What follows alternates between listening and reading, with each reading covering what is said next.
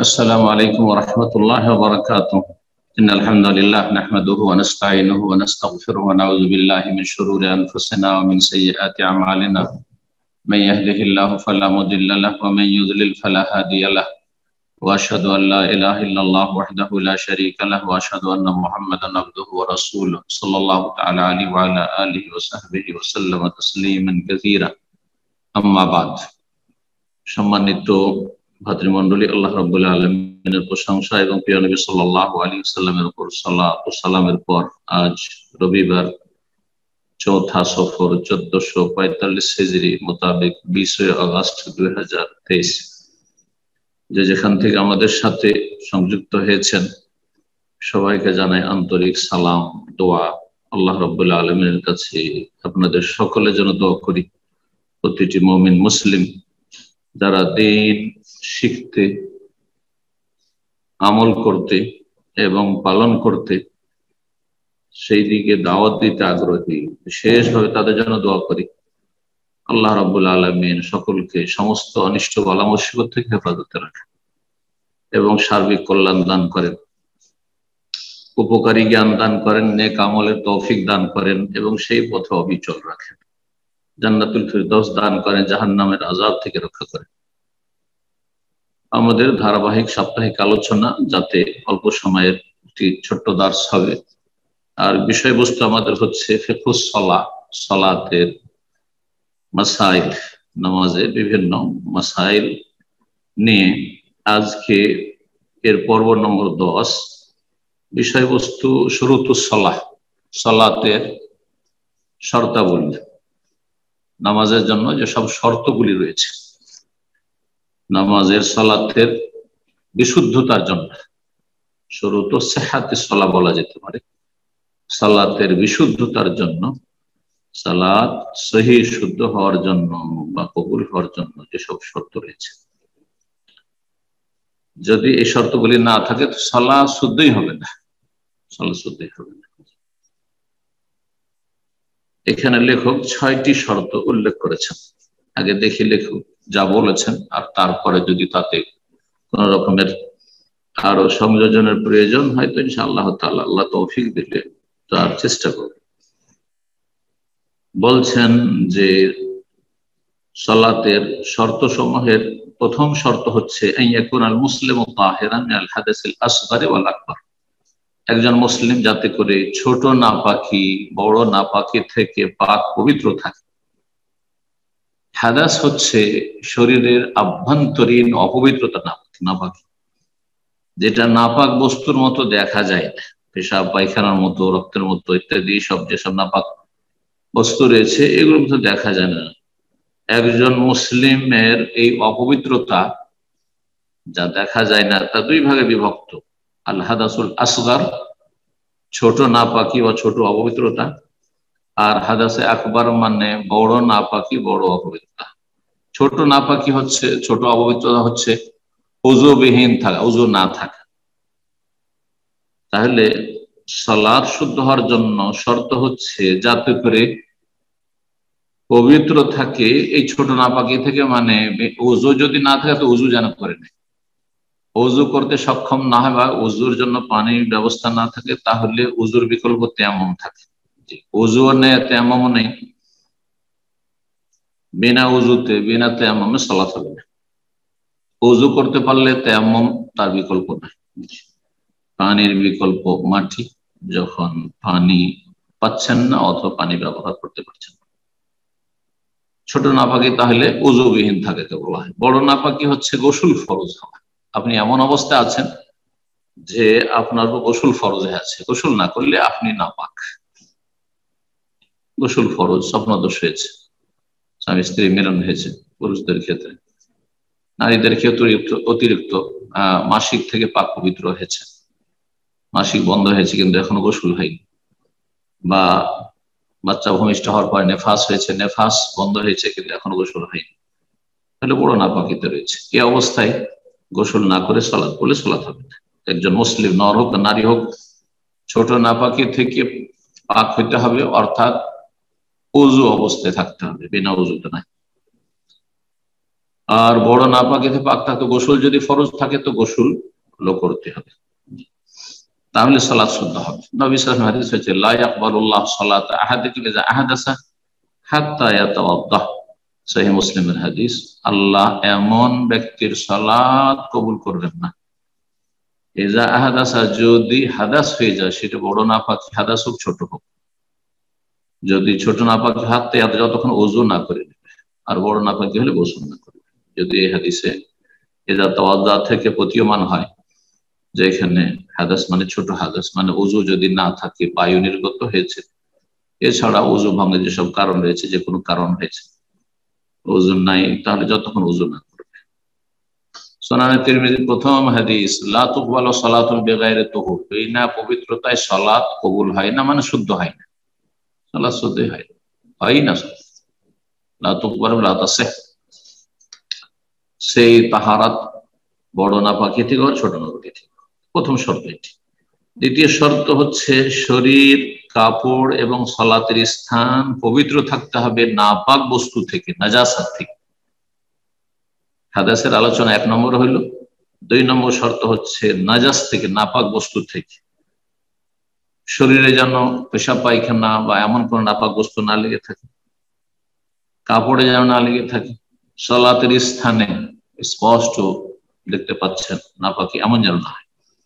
পাক পবিত্র থাকতে হবে শরীর, কাপড়, হ্যাঁ যে কাপড় আপনার শরীরে আছে, আর সালাতের স্থান।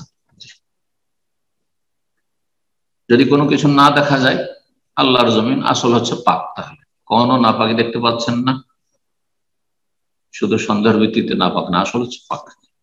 3 নম্বর শর্ত দখুল ওয়াক্তিস সালাত, সালাতের ওয়াক্ত শুরু হইতে হবে। সালাতের ওয়াক্ত শুরু হয়নি আর সময়ের আগেই সালাত পড়ে ফেললেন, এমার্জেন্সি আছে, কোথাও যাবেন, জোহরের মাথার উপর থেকে সূর্য ঢলেনি, পড়েনি, পড়ে নিলেন, সূর্য ডুবে নিলেন, তার 5 মিনিট আগে মাগরিব পড়ে ফেললেন, হবে না। যে কোনো সালাতের ওয়াক্ত শুরু না হলে সালাত হবে না। সালাতের ওয়াক্ত সম্পর্কে বিস্তারিত আলোচনা হয়েছে। 4 নম্বর শর্ত হচ্ছে ইত্তেখাযু যিনা বিসিয়াবিন সাতিরাতিল আওরাহ, শরীরের যে আবশ্যক ঢেকে রাখার অংশ, আওরাত যেটা বলা হয়েছে, পুরুষ হোক আর নারী হোক, পুরোটা এমন কাপড় দিয়ে আবৃত হইতে হবে যেটা পুরোটাকে ঢাকার মতো, এবং এর মাধ্যমে সুসজ্জিত হইতে হবে। এটি একটি সাজসজ্জা। মানুষের শরীরে পোশাক থাকাই হচ্ছে সৌন্দর্য, মানুষের শরীর উন্মুক্ত থাকা সৌন্দর্য নয়। এই জন্য খালি গায়ে ছবি তুলে দেখেন, আপনার নিজের ছবি নিজেই পরীক্ষা করেন, দেখতে ভালো লাগবে না। যত কাপড় রাখবেন, যত সুন্দর কাপড় হবে, তত ভালো লাগবে। কাপড় হচ্ছে জিনাত, অলংকার, সাজ। জি, সুতরাং বস্ত্রহীন হওয়া, উলঙ্গ হওয়া, অর্ধ উলঙ্গ হওয়া সভ্যতা নয়। যদি উলঙ্গ, অর্ধ উলঙ্গ হওয়া সভ্যতা হইতো, তাহলে পশু পাখি, কুকুর, শৃগাল, হিংস্র, যতগুলো পশু, সাপ, বিচ্ছু, কোন প্রাণী পোশাক পরিধান করে না, সেসব পশু পাখি এগুলি সবচেয়ে সভ্য। এই জন্য এক শ্রেণীর মানুষরা যত কাপড় শর্টকাট করতে পারে অথবা কাপড় শরীর থেকে নামাতে পারে, তত বেশি মনে করে যে সভ্য হয়েছে। না, এরা অসভ্য, নিকৃষ্ট। এরা কাল আনাম, চতুষ্পদ জন্তুর মতো। এদের সম্পর্কে আল্লাহ কোরআন করছেন। জি,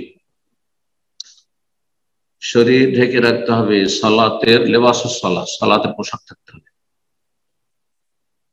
5 নম্বর শর্ত ইস্তিকবালুল কিবলা, কিবলামুখী হইতে হবে। তাকবীরে তাহরিমা দেওয়ার আগে কিবলামুখী হইতে হবে। তাকবীরে তাহরিমা দিচ্ছেন, তখন কিবলা দিয়ে মুখ করেন না, আর তারপরে কিবলামুখী হলে হবে না। শুরু থেকে শেষ পর্যন্ত সালাম ফেরা পর্যন্ত কিবলামুখী থাকতে হবে।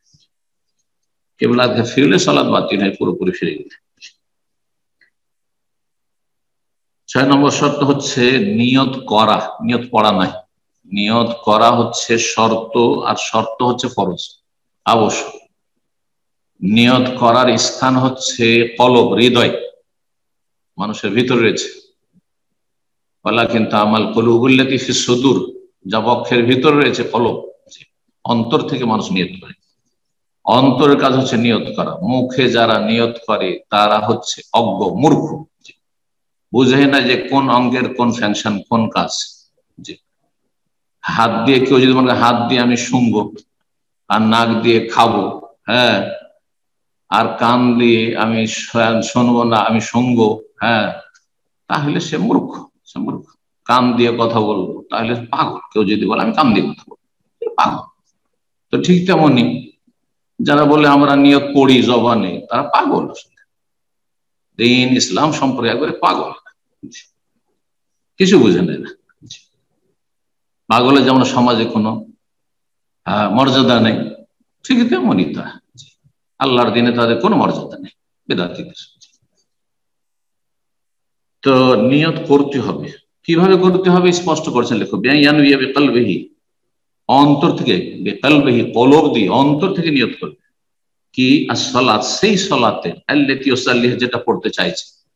আপনি জোহরের সুন্নাত পড়ছেন, না ফরজ পড়ছেন, না আসর পড়ছেন, না মাগরিব পড়ছেন, এসব পড়ছেন।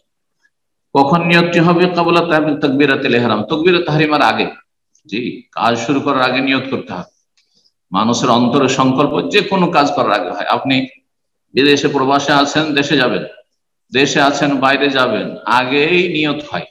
কাজ কর্ম শুরু করার আগে আগে নিয়ত হয়। তো এইরকম ইবাদত বন্দেগীর ক্ষেত্রে ওয়ালা ইয়াতালাফাযু বিহা বিলিসানিহি, জবান দিয়ে উচ্চারণ করবে না নিয়ত। নাওয়াইতু আন উসাল্লিয়া লিল্লাহি তাআলা, এইসব গদবাধা যেসব বেদাতি নিয়ত রয়েছে, এগুলি কোন জ্ঞানী ব্যক্তি করতে পারে না।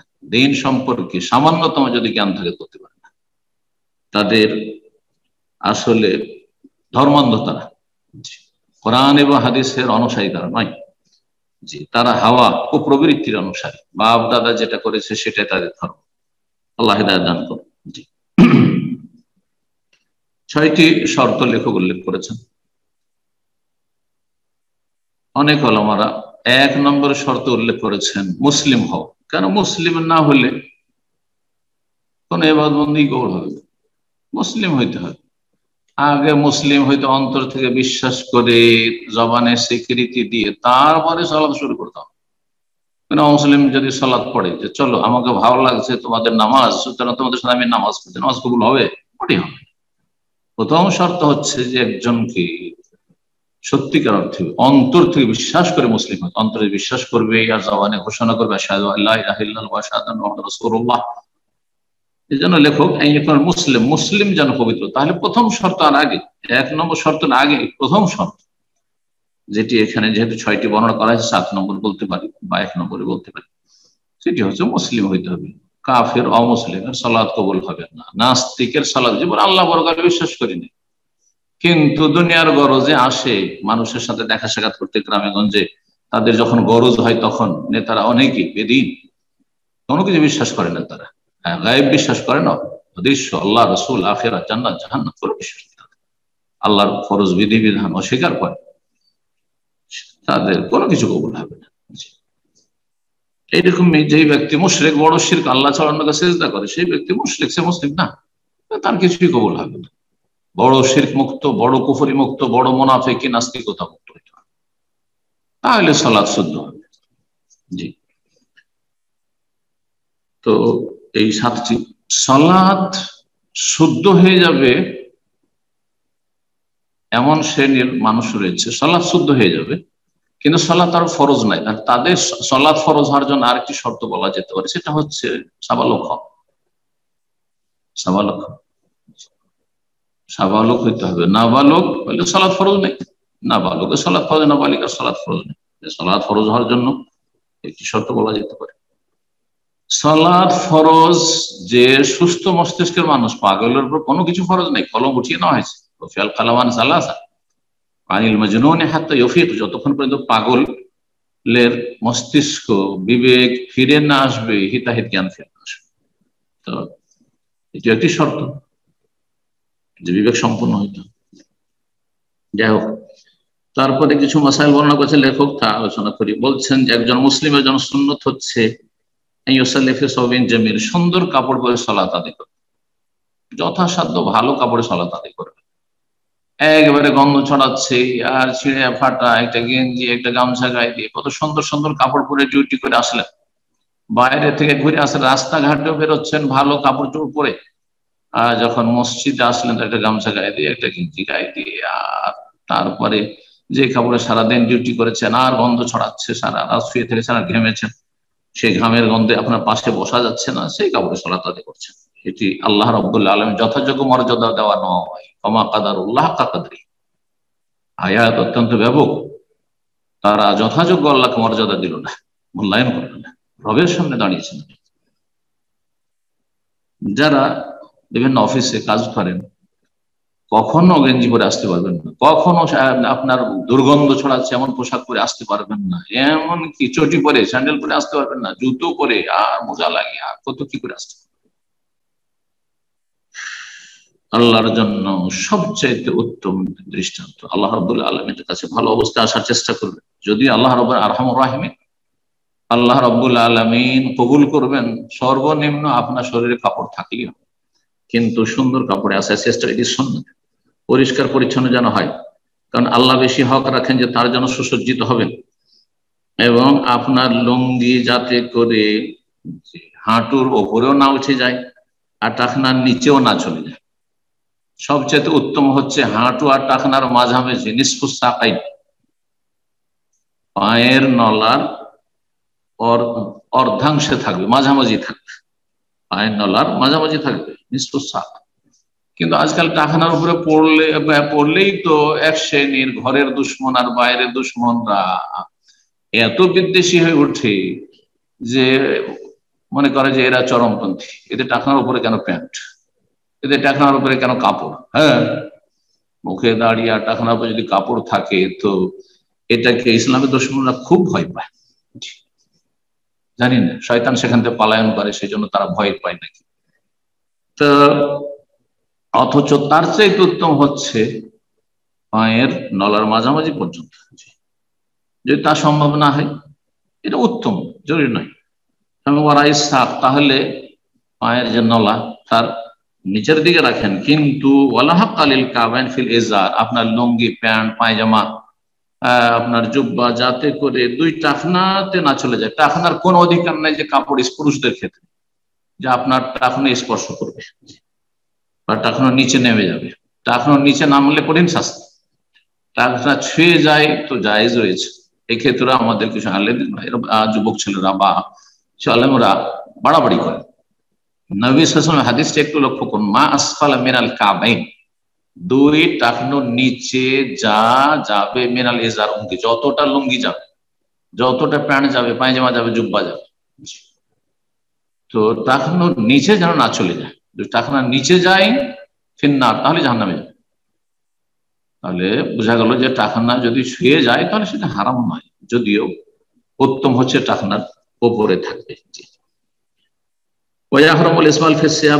যে কোনো কাপড় যাতে করে টাকনার নিচে না নেমে যায়, সেটা সলাতের ভিতরে হোক বা খারিজে সলাতের বাইরে হোক। এক শ্রেণীর লোকেরা কিন্তু সলাতের সময় প্যান্ট গুটিয়ে নেই, প্যান্টকে উঠিয়ে নিল, আর তারপর মসজিদের গেটে এসে জুতো স্যান্ডেল পড়ছে তখন আবার প্যান্টকে নামিয়ে নিল।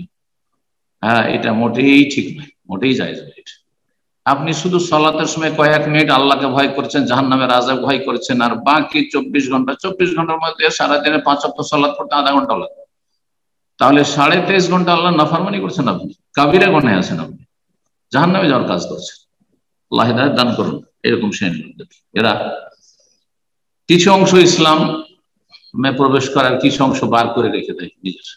উদখুলু ফিস সিলমি কাফা, আল্লাহ বলছে ইসলাম পূর্ণরূপে প্রবেশ করুন।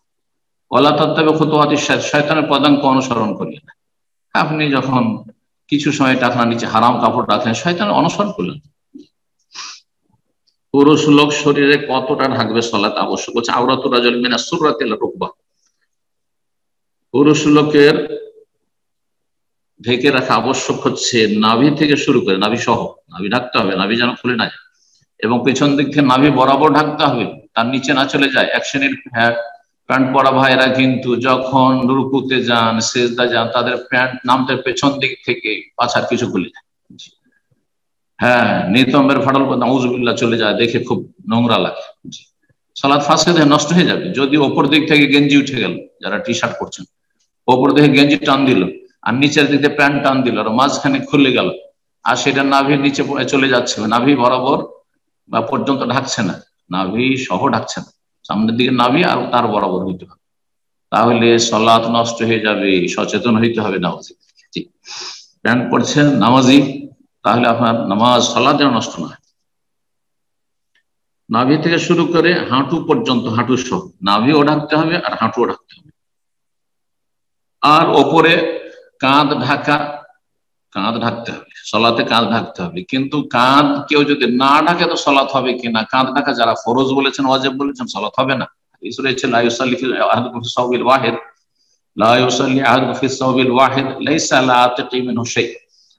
এমন কোন ব্যক্তি যেন এইভাবে সলাত না আদায় করে যে একটা কাপড় পরে আছে, লুঙ্গি অথবা প্যান্ট পায়জামা, আর অথবা এমন ভাবে পরে আছে বুক পর্যন্ত, হ্যাঁ, আর কাঁধের উপরে কিছু নেই, কাঁধ খোলা অবস্থায় সলাত আদায় না করে। করতে নিষেধ করেছেন, যদি করে দেয় কেউ কাঁধ খোলা অবস্থায় সলাত পড়ে নেয়, তখন সেন্টু গেঞ্জি পরে হবে কিনা? যারা বলছেন কাঁধ ঢাকা ফরজ বা ওয়াজিব, তারা বলছেন হলে হবে না।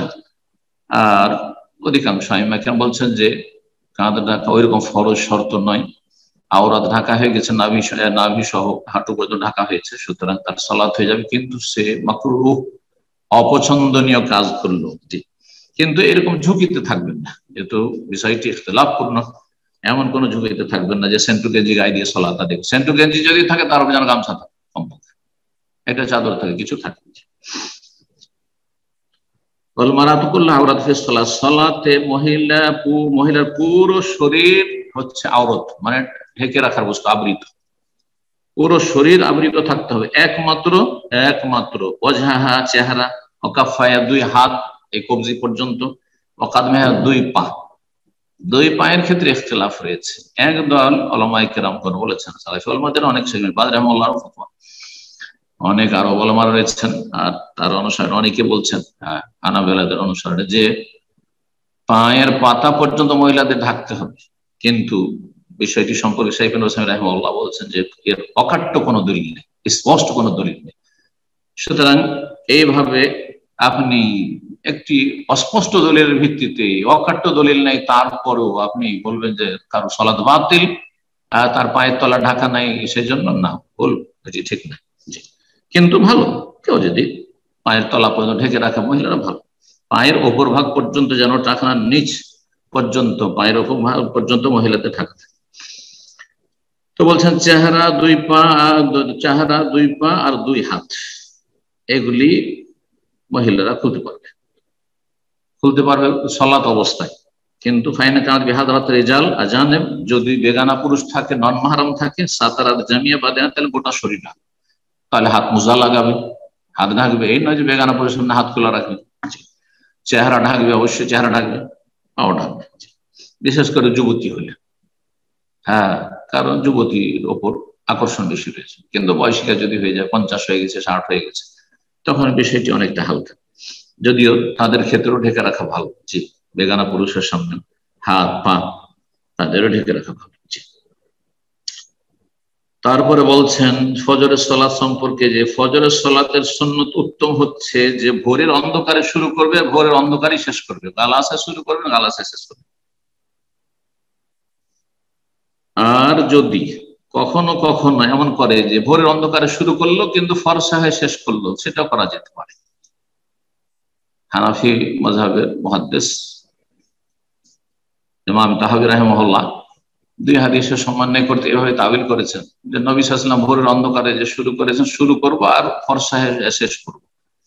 কিন্তু সঠিক হচ্ছে যে যেহেতু সহিহ বুখারী হাদিস স্পষ্ট রয়েছে যে সাহাবিয়াতগণ রাদিয়াল্লাহু তাআলা আনহুন্না, তারা সালাত পড়ে ফায়ানসারিফুন নিসা, ও তারা বাড়িতে ফিরে যেতেন মসজিদ নববী থেকে, মুতালাফিয়াতিন বিমুরুতিহিন্না, তাদের বড় বড় চাদরে আবৃত হয়ে, মায়ুরাফনা মিনাল গালাস, ভোরের অন্ধকারে তাদেরকে চেনা যেত না। তাহলে সালাত পড়ে বাড়িতে যাওয়ার সময় ভোরের অন্ধকার থাকতো।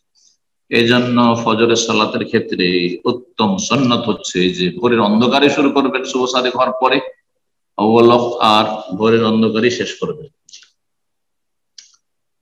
কারো যদি সালাত ছুটে যায়, সালাতের সময় ঘুমিয়ে থেকে গেছেন, সালাতের সময় ঘুমিয়ে থেকে গেছেন, তাহলে কিভাবে কাজা করবেন? আর বিশেষ করে যদি বাইরে, বাড়ির বাইরে হয়, বাড়ির বাইরে মাঠে ঘাটে কোথাও হয়েছে, বলছে মান কানু ফি সাফার, কেউ যদি সফরে থাকে, সুম্মা গালাবাতুহুম আয়ুনুহুম, তারপরে তাদের ওপর ঘুম চেপে গেছে, ফালাম ইয়াস্তাইকু ইল্লা বাদা তুলি, সূর্য ওঠার পরে জাগতে পেরেছে, ফজরে জাগতে পারেনি, ইচ্ছা ছিল, চেষ্টাও ছিল, কিন্তু উঠতে পারেনি।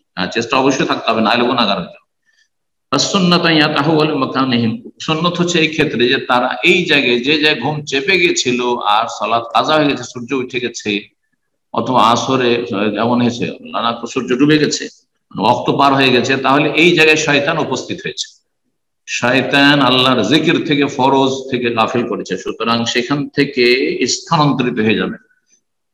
জি, যদিও লেখক এখানে খোলা মাঠের কথা বলেছেন, কিন্তু বাড়ির ক্ষেত্রেও যদি বাড়িতে জায়গা থাকে, যেই রুমে আপনার ঘুম চেপে গেছে আর সালাতের সূর্য উঠে গেছে, সেই রুমে সালাত আদায় না করে সুন্নত উত্তম হচ্ছে, জায়েজ ওখানে, কিন্তু সেখানে শয়তান উপস্থিত আপনার রুমে, আপনি বাইরে অন্য রুমে গিয়ে বা হলে গিয়ে আপনি সালাত আদায় করেছেন।